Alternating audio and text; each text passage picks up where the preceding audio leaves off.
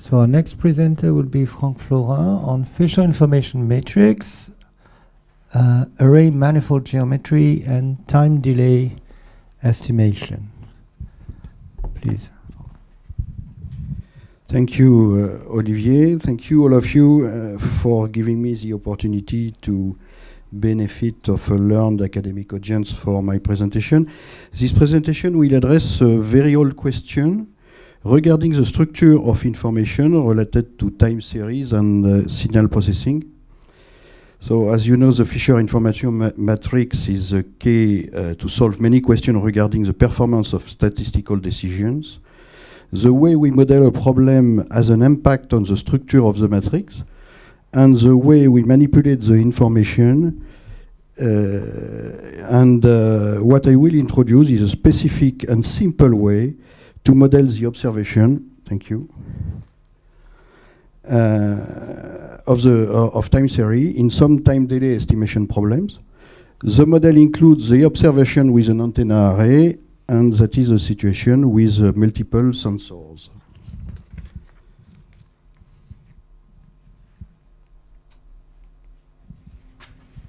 My talk will be divided as follows. So first, I will address some generalities regarding statistics and Fisher information matrix. I'm sure you all know that very well.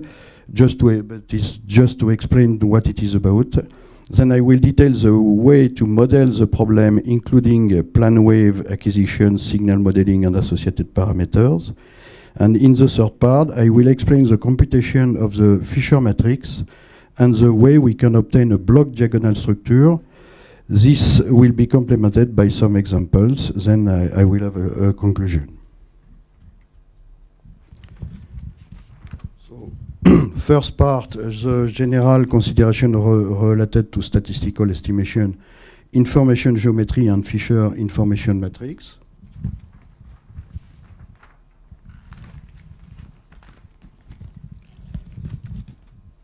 So in the presentation, X represents the observation. It is mainly a set of random complex vectors. The details will be given later. Zeta here is a parameter, real vector, so this is a vector of parameters. P is the density function, the law of probability expressed as a parametric probability density function. It represents the probability of the observation X knowing the value of the parameter zeta. And we have L, which is by definition the logarithm of P, and it is known as the log likelihood.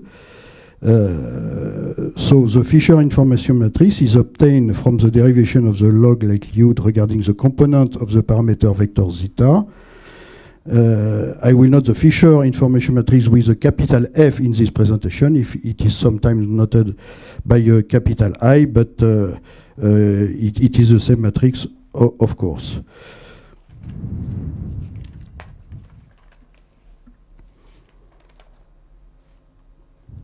Now, regarding the statistical decision problem, it consists of getting knowledge about the parameter zeta from the observation X, and based on the model of probability function. For the estimation problem, the covariance matrix gives a measure of the performance of the estimation. And regarding the estimation problem, you all know that very well, I'm sure.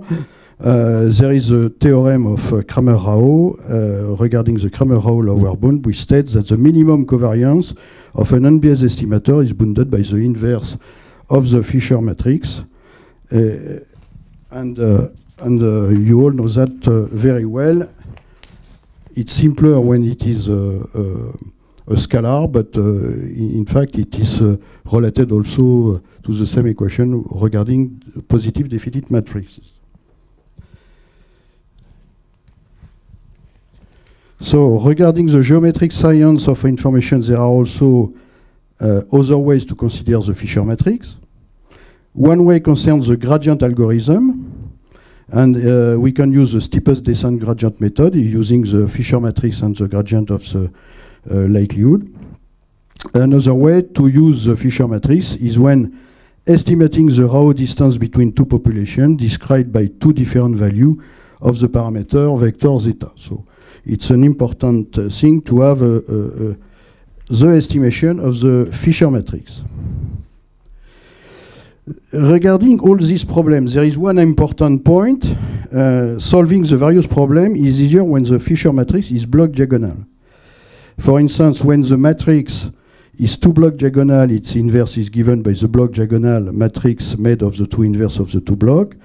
Also, in the minimum pass problem, the question can be studied by projection on the block subspace, so it is important, as often as we can, to search for a parametric representation that makes the Fisher information matrix block diagonal.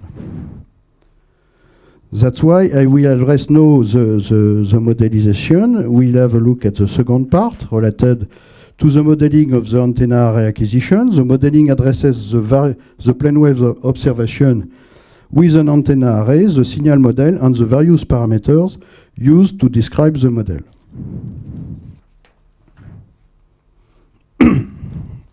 So, in our problem, we address the question of a source transmitting a signal to a receiver. So,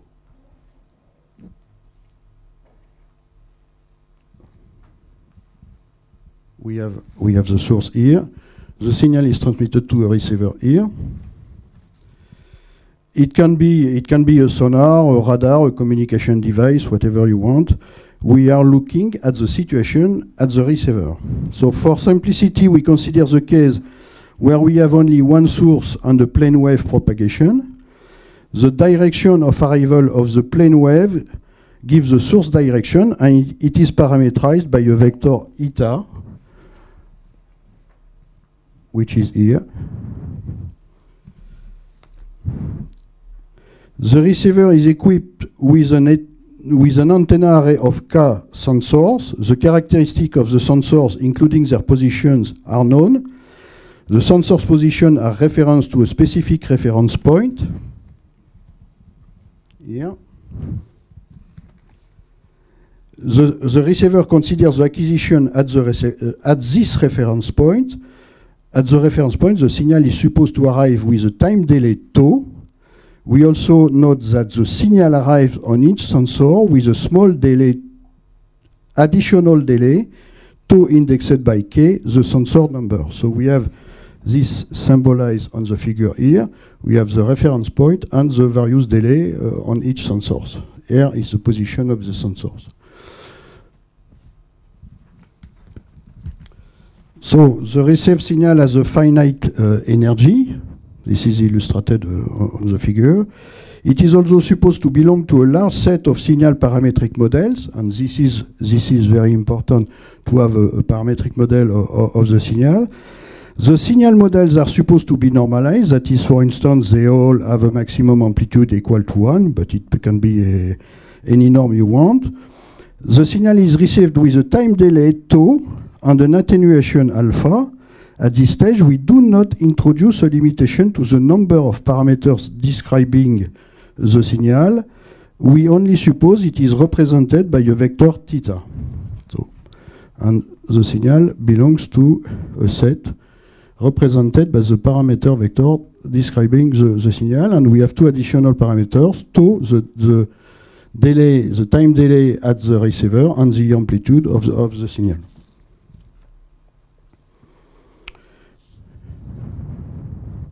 So, for example, theta, the parameter describing the signal could represent all the weight of a neural network, and it could also be made of more limited number of parameters as pulse duration, bandwidth, carrier frequency, and so on.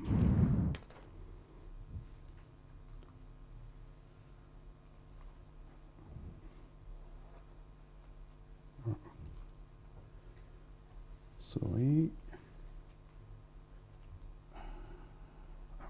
Yeah.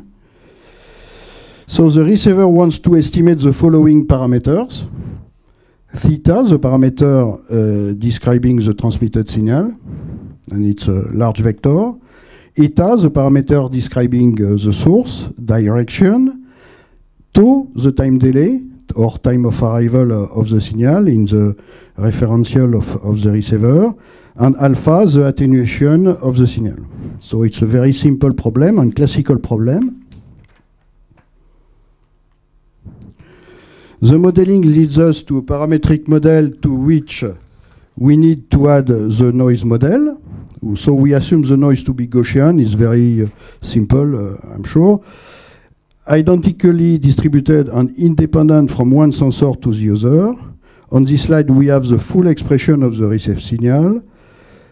The unknown parameters are identified with the red arrows. The estimation problem is to estimate these parameters compared to the first part, generality, and the consideration regarding the statistical estimation of the parameter zeta. We see that in this case, the parameter zeta is made by the concatenation of the four parameters here.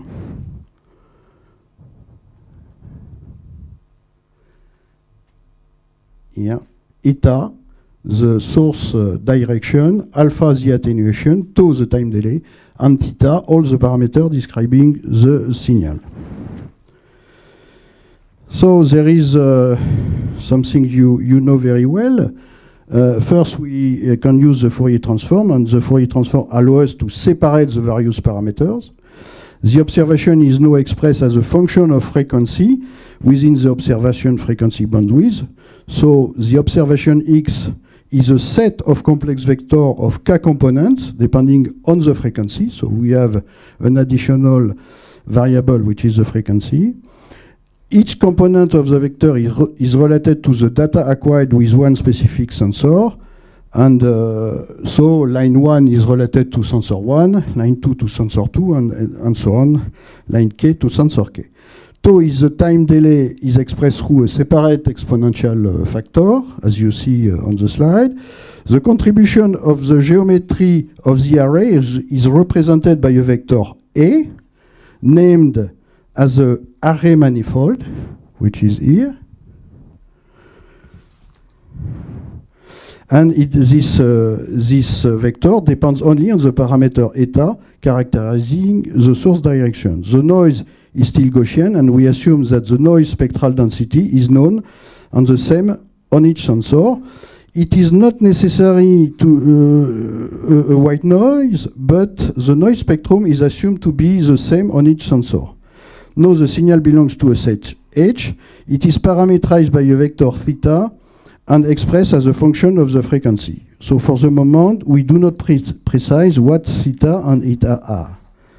And this is very classical. I'm sure you know that this model, but it is important to recall that to understand the following. So the third and last part, so the choice of the parameter to get a block diagonal structure, and with some example.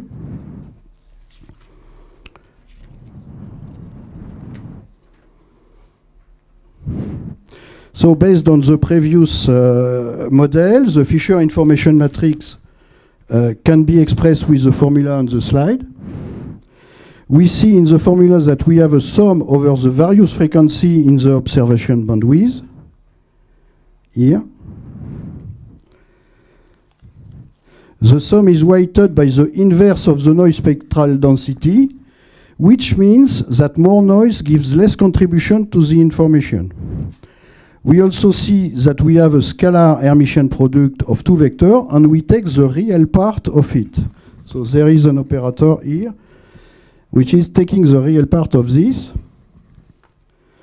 This means that all pure imaginary parts do not contribute to the information matrix. And now we will use a few tricks to obtain simplified expressions.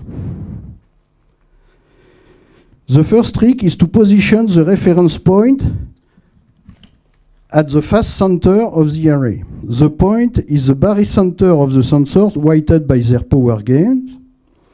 When we do that, it appears that the scalar product between the array manifold and its derivative is 0, and we get a block diagonal structure of the Fisher information matrix. So, doing that, we have separated the estimation problem into two blocks. One is related to the estimation of the source direction, related to the parameters eta of the way of the array manifold.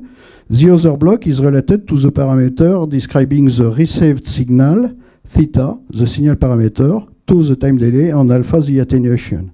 And this is true for any type of signal.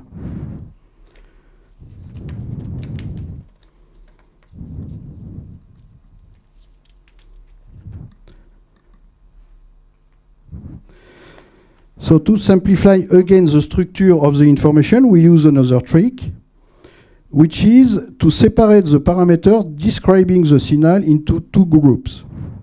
One group for the modulus, phi, and one group for the argument corresponding to the phase of the signal noted small phi. So we have two phi. One phi for the modulus and one phi for the phase. And these are the parameters describing the signal. So it can be any type of parameter. The only thing is we separate phase and module. With this trick, we get pure imaginary part contribution, which disappear with the operator taking the real part. And at the end, we obtain two diagonal blocks in the Fisher information matrix. One block is related to the modulus parameters phi and the attenuation alpha, and the other block is related to the phase parameters and the time delay. Yeah.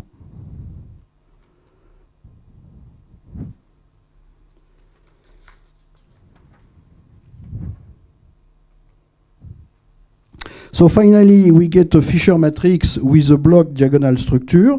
There are three blocks. One block corresponds to the parameter associated with the direction of the source, what we can call the array manifold structure. One block is related to the amplitude of modulus of the signal spectrum. This block includes the global signal attenuation called alpha. And one block corresponds to the phase of the signal spectrum and the time delay. So for instance, if we want to study the time delay estimation, we only need to focus on the third block. And this is true whatever signal on whatever parameter you consider.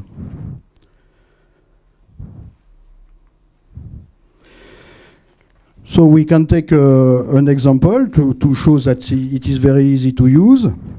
If we want to address the estimation of time delay depending on the phase model, so we have one parameter for time delay tau.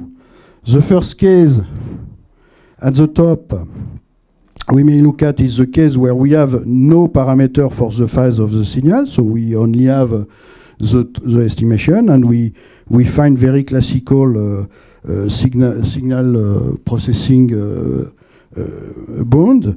The Fisher matrix block is made of one scalar, and we get easily the inverse, which is the Kramer bound on the time delay. The second case is the case where the phase of the signal is constant within the bandwidth but unknown. In this case, we get a Fisher matrix block 2 by 2.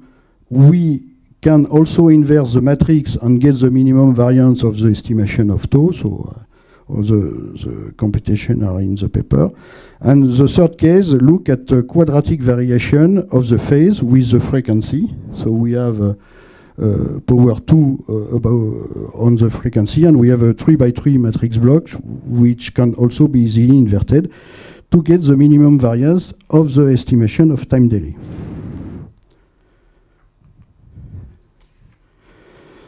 So as a conclusion, an adequate choice of parameters can induce a block diagonal structure of the Fisher information matrix associated to the reception of an unknown signal on an antenna array. We have shown that the parameters associated to the direction of the source, to the spectrum amplitude, and to the spectrum phase of the signal can be studied separately. And as a perspective, we may look at the Rao distance separating different signal population. Thank you for your attention.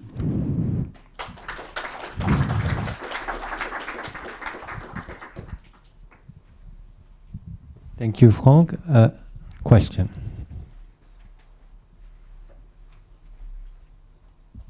Two questions. In the beginning, you said that only one target was considered.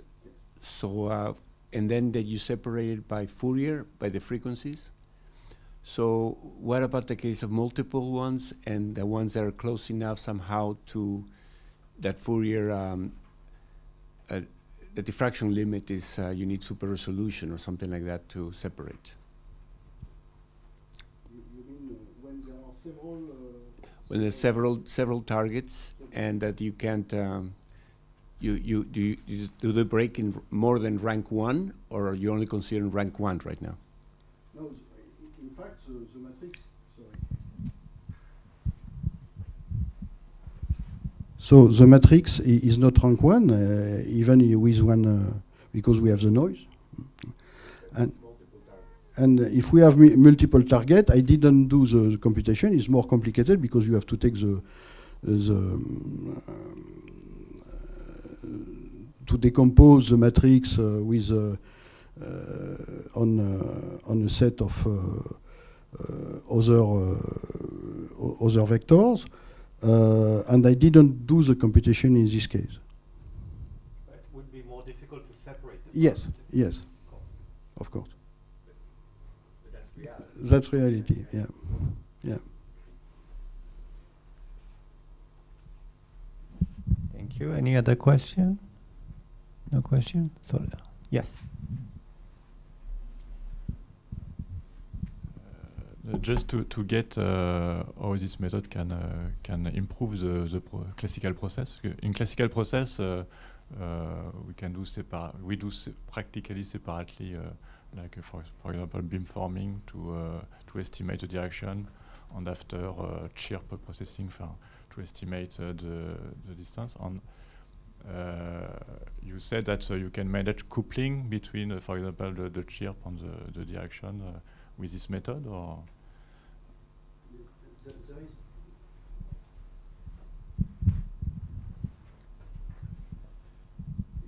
In fact, what you say is exactly what he said. When we separate the value of the area direction or the source direction and the other parameters. So this is mainly classical in what we do in signal processing. We can find that in the Fisher matrix. When we choose the right parameter, we have to reference the array at the right position. And the other thing is that we can separate also the time delay estimation or the amplitude with the fact that we separate the parameters for the amplitude of the Fourier transform and for the phase of the Fourier transforms.